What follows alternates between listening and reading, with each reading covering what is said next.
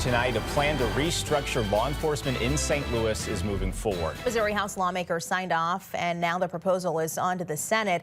If the governor signs on the dotted line, the state would take control of St. Louis City Police. Missouri Capitol Bureau Chief Joe McClain is tracking the divide.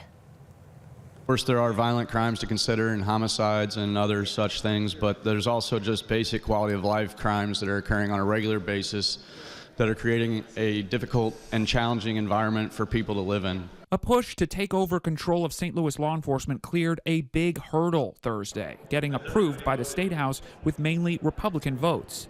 Not exclusively, though, as South City Democratic Representative Steve Butts supported the reform. We need that bad-mouthing about the city of St. Louis. Kansas City is the only other major U.S. city with a state-run police department. 2023 data from Kansas City PD shows 182 people killed. St. Louis data shows homicides dropping last year, coming in at 158, a 21% decrease from the year prior. However, Republicans cite FBI data saying St. Louis has the third worst crime rate in the nation.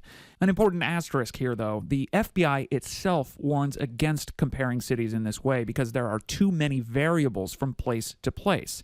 The bill now moves to the Senate, where Democratic leader John Rizzo says the department may just need more time before such a change is made. The prosecutor over there not getting an opponent, there's some good faith going on with him right now.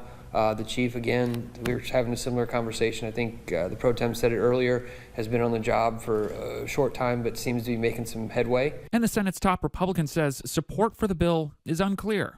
I'm sure it is a priority of some folks. I don't know that I would call it a universal caucus priority. The Senate has its own version of the bill, but it hasn't seen very much activity. Senators return to work on Tuesday. In Jefferson City, Joe McClain, First Alert 4.